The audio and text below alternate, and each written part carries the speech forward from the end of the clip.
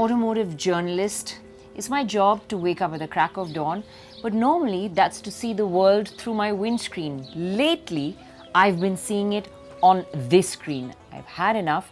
It's time to get back into the great outdoors, take a road trip. Now, normally when I go through a place, it's just in and out and I never get time to explore. This place has been on my bucket list for a long time. Let me show you why.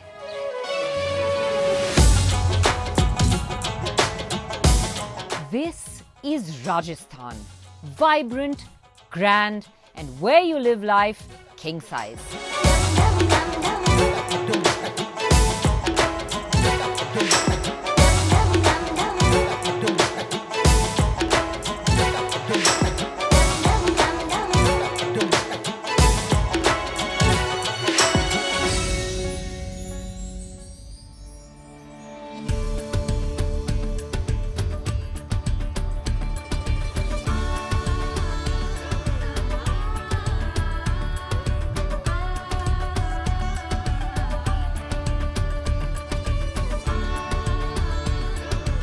Planning a road trip in Rajasthan is not easy. Don't get me wrong. It's only because there's so much to see that it can get confusing. But here's a route that will give you a taste of just about everything. From Udaipur via Ajmer to Savai Madhopur, it's one that gives you the opulence, the history, and a bit of adventure.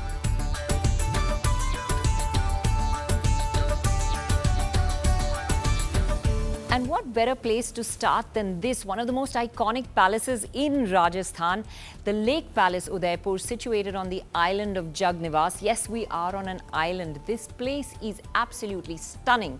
You've seen it in movies like The Octopussy and Fall. Well, now take a look at it with me.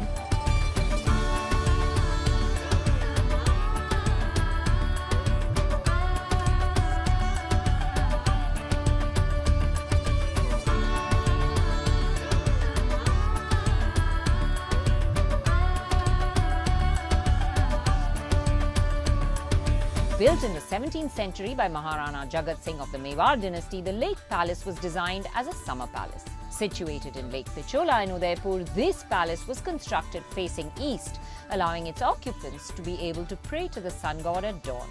And as the dawn lifts and the sun rises, this palace's glowing white exterior with its exquisitely crafted interior will leave you gobsmacked.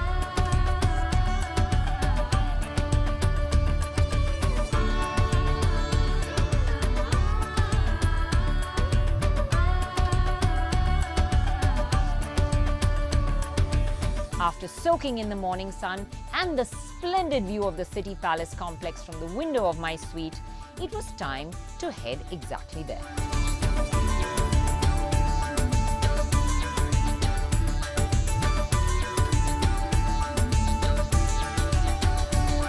Well, a fabulous palace. But we are Autocar, right? This can't be right without a car. Now, as you can see, I'm really used to this luxury life, so this has got to be a really great luxury car. And normally, my car would have been right there at the gate. But it is the Lake Palace, and everything else is a boat ride away.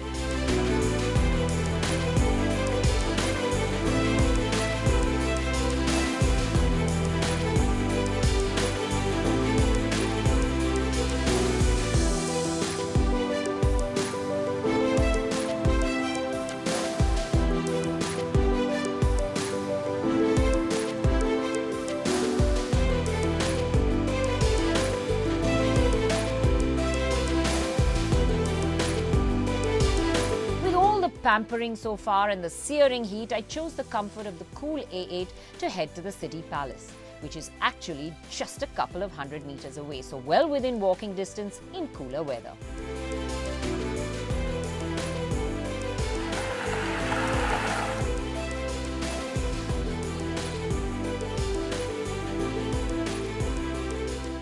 Now, with the COVID pandemic, wearing a mask in all public places is best. And so you will see me through this video at various places with the mask. I only took it off to speak to you in open spaces with adequate social distancing.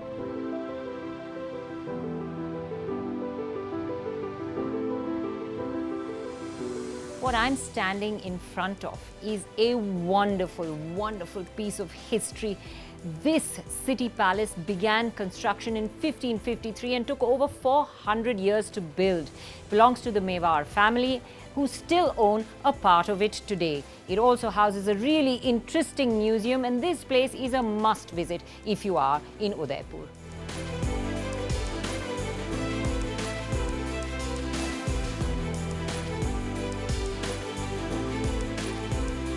The complex actually houses several palaces, and it's the largest in Rajasthan. With a fusion of local and Mughal architecture, the city palace offers a complete panorama of the city on one side and the lake palace on the other.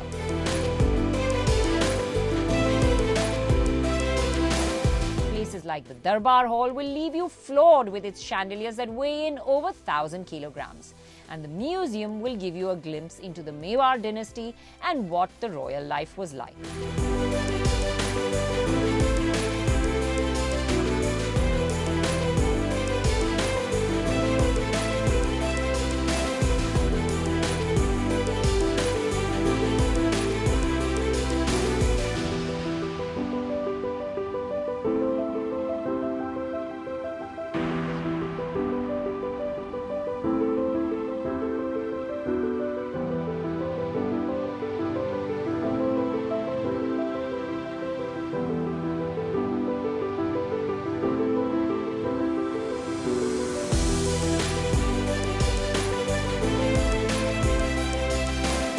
While history is amazing, the city palace is a little special because its current owner, Arvind Singh Mewar, is also a car aficionado and houses a little vintage car museum a short distance away, which is worth a visit. The museum holds several amazing cars like a Ford convertible, the Pebble Beach winning Rolls-Royce, and the pièce de résistance, which was for me a rare right-hand drive Opel Kadett.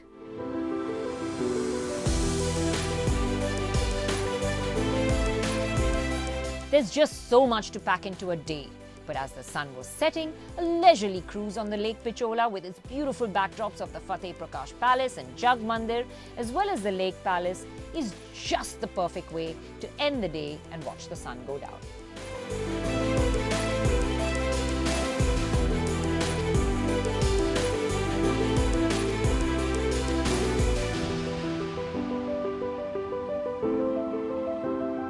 But when you stay at Lake Palace, the magic doesn't stop there.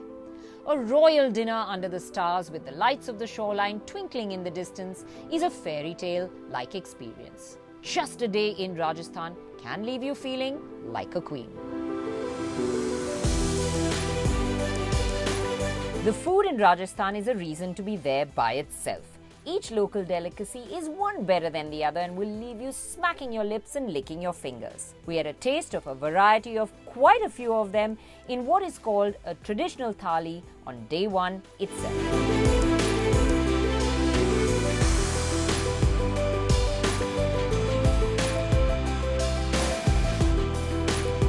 So much of our life has been spent in front of a screen these days.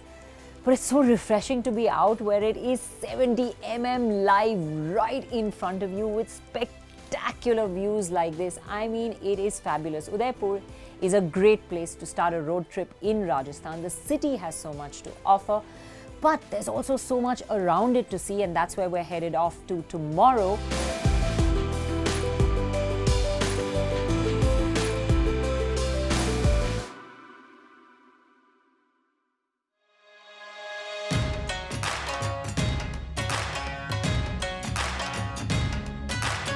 The beauty of the lake city of Udaipur is the abundance of day trips that one can do while basing themselves in the city. One such trip, which is a must, is to Kumbhalgarh Fort, just about 85 kilometers away. So yesterday was a really magical day, walking around these palaces, tasting a bit of history, but it was mostly on foot. Today my chariot awaits. Now, normally at this point you'd see me reaching for that side of the car and getting behind the driver's wheel. But when you have the Audi A8, especially the long wheelbase version, best place to be is the back seat.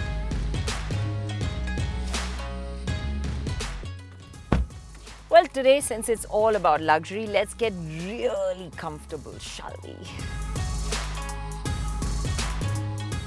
Now, that's what you call first class travel. Truly the lap of luxury. The road to Kumbhalgarh from Udaipur is a beautiful country road once you turn off from the city. And it winds its way along the majestic Aravalli hills, making it a very scenic drive. Sitting in the Audi A8 is like travelling first class, and the car floated along the road, its ride cocooning me in comfort as I watched the beautiful view from the panoramic sunroof and the large rear windows, all while being pampered with a massage in my seat and some chilled drinks from the in-car refrigerator. Soon enough, I was at the massive gate to the fort. And if there's ever a way to feel minuscule, this is it. Even the humongous long wheelbase A8 looked tiny parked against the gigantic walls of Kumbhalgarh Fort. To enter the fort in the current scenario, strict protocols for COVID were followed and tickets had to be downloaded online with zero contact.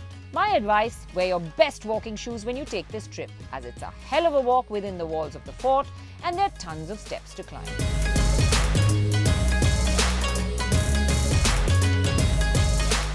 The majestic fort you see behind me is India's second largest fort. Now this was built by Rana Kumbha and so it's called Kumbhalgarh Fort. It's just a 2-hour drive away from Udaipur, so really easy to access. And the thing to note about this fort is its 36-kilometer long wall that surrounds it. It took over 100 years to build and it is the second largest in the world. The sheer scale of this fort and its wall that stretches as far as the eye can see is awe-inspiring. These places always make me wonder how people ever found each other in olden days across these massive expanses of space. Food for thought it is, and one needs an entire afternoon to be able to think over and cover the whole fort.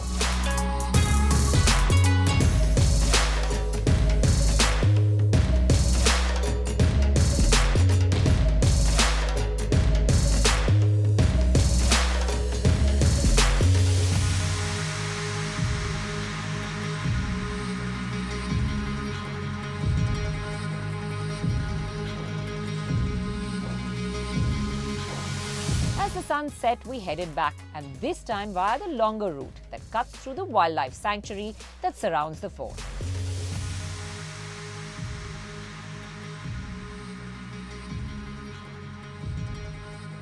Sun had set on another exciting day in Rajasthan, and what a way we ended it with a stunning view of the Lake Palace from the windows of the Fateh Prakash Hotel.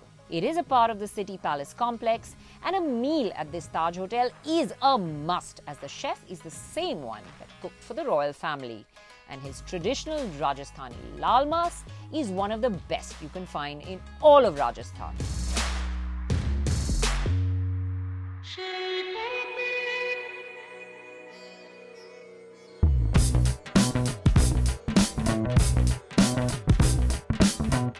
Nights in Udaipur is a recommended minimum to pack in all there is to see, and it still makes for a packed itinerary. To be able to explore more, 5 days is a more leisurely plan. But for me, it was time to pack my bags and head out to Ajmer, but not before indulging in some shopping. The marketplace, with its narrow streets lined with shops bearing all kinds of handicrafts from the region, is delightful.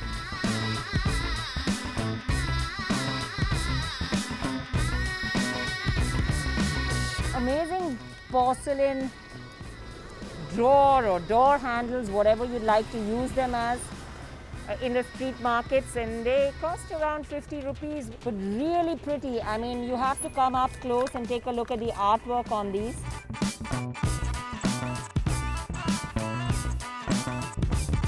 I've got my handles.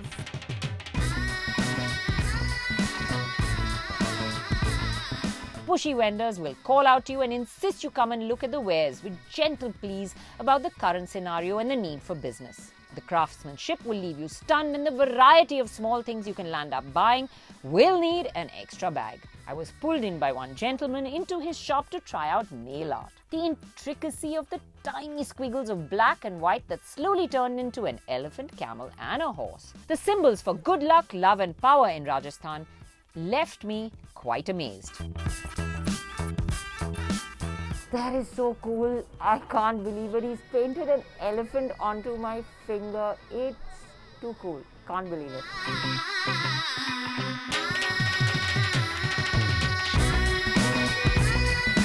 After a morning well spent and an empty wallet, I headed to Ajmer. It's quite dusty around here, so it is the desert in Rajasthan, so it's a lot of fine dust that flies around and settles on everything. And even if you spend a day out walking around the town, you find yourself coming back quite grimy and dusty. Now, it's 33 degrees and that's what the temperature gauge is showing me, but it feels more like 40, especially when you've spent the morning out in the market and I've just gotten into the car. It's just such a blessing to have these ventilated seats. Cools you down, stat.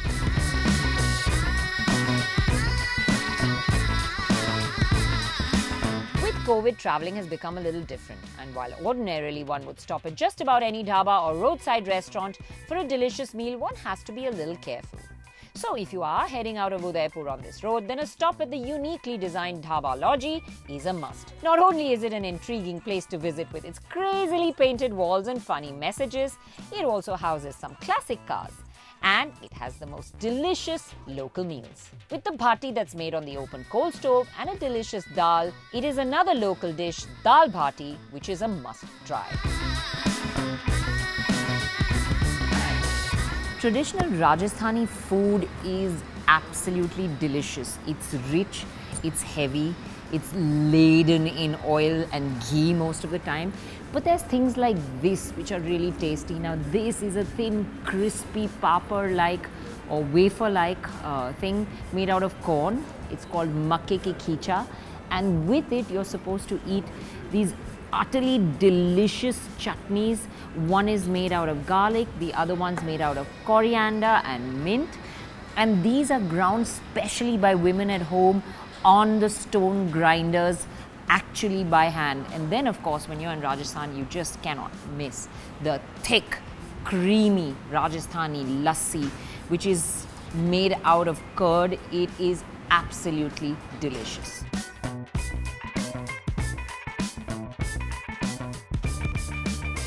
Just out of Udaipur is probably one of Rajasthan's most popular places of pilgrimage, Nathdwara, a temple dedicated to Lord Krishna.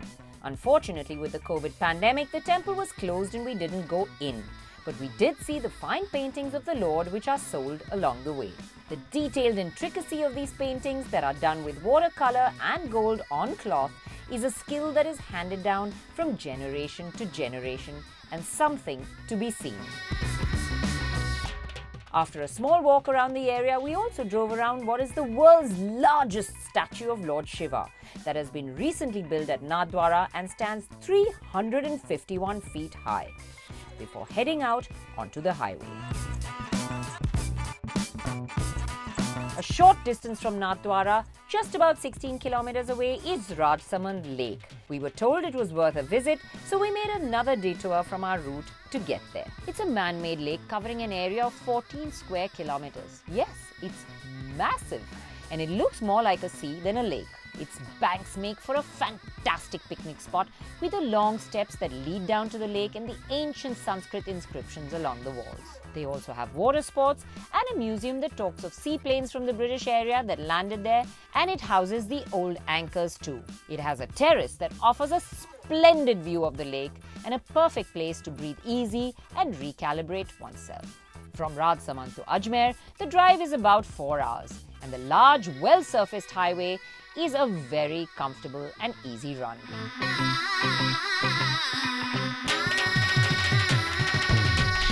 So it's dark outside and we've had a long day. Began at the market in Udaipur, then went to Nathdwara. Unfortunately, temple was closed. Of course, we saw that lovely Dhaba Logi on the way. And then we got to see Rajsaman Lake, which I never really knew a lot about, and it's a great piece of history as well.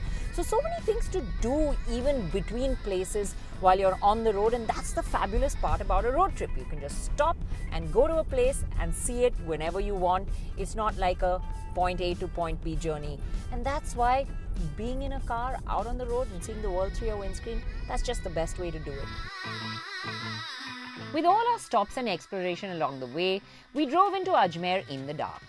Most hotels follow strict COVID protocols these days, and Taj hotels are no less. At Pratap Mahal, it was the regular sanitizing of bags, health declaration forms, and temperature checks which are par for the course.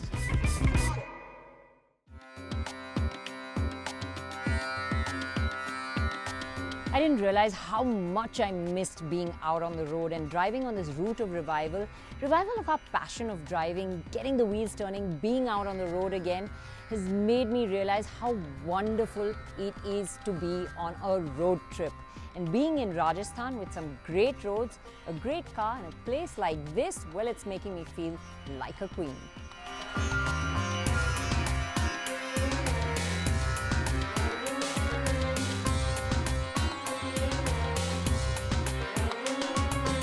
Next morning, we set off for a bit of a pilgrimage to a dargah that is considered a very holy site in India.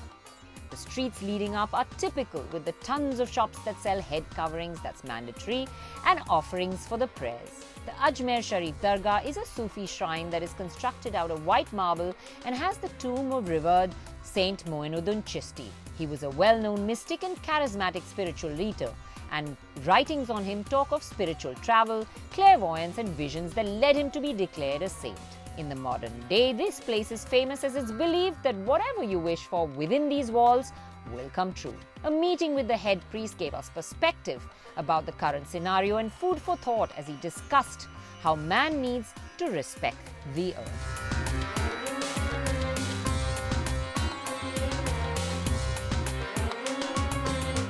With a lot to think about and feeling blessed, I headed out back on the road again.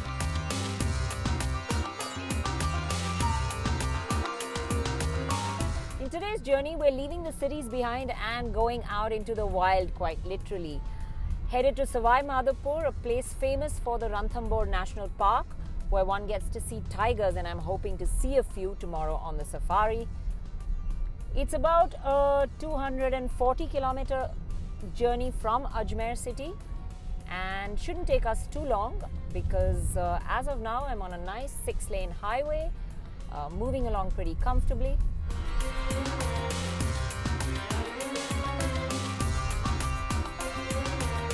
The Audi A8 just feels like it is floating on a cloud when you're cruising out on a highway like this. It's got this soft, pillowy ride that is uber luxurious.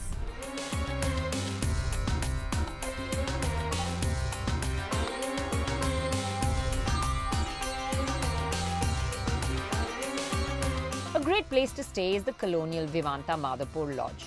It makes you feel like you've stepped back in time. The veranda of the hotel is a great place to wake up with a nice cup of coffee as you hear the birds chirping. Well, not chirping, but creating a rather loud morning alarm telling everyone it's time to wake up and head for a safari. And that's just what we did.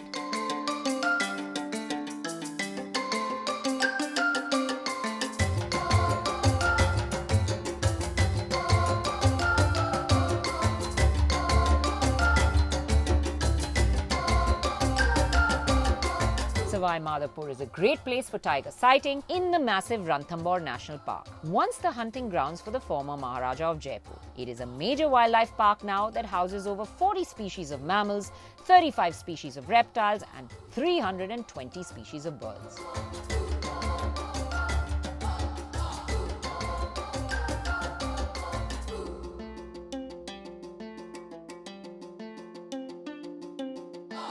We were lucky enough to enjoy a sighting of a tiger just a couple of feet away from us. And very often, it will be as you straddle across a few of the open safari vehicles, as stepping on the ground is strictly forbidden. I would have climbed across many more for a sighting like this.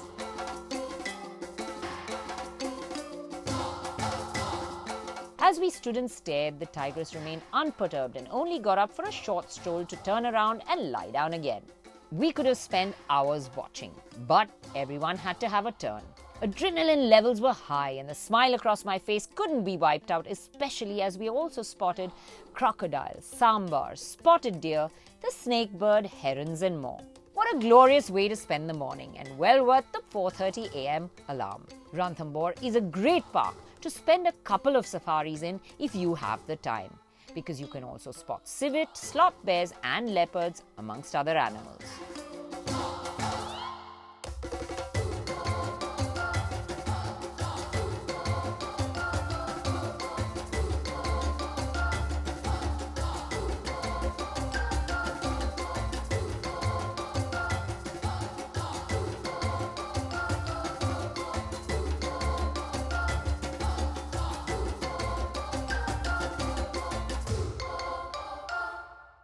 I saw tigers today. I am just so excited. I mean, you can see them in magazines and on television, but to see them up close, just a couple of feet away, oh my God, that is awesome. And now I have camels walking in the opposite direction to me. This is turning out to be an amazing day.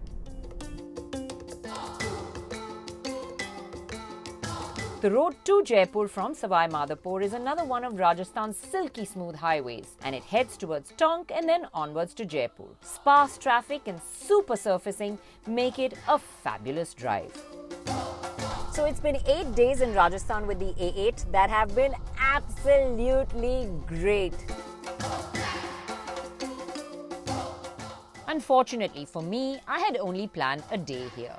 So the next part of my journey took me to the end destination, Jaipur. What a wonderful road trip this has been from Udaipur to Ajmer to Savai Madhopur. Palaces, lakes, scenic beauty, spirituality, wildlife and great driving roads. There is something for just about everyone.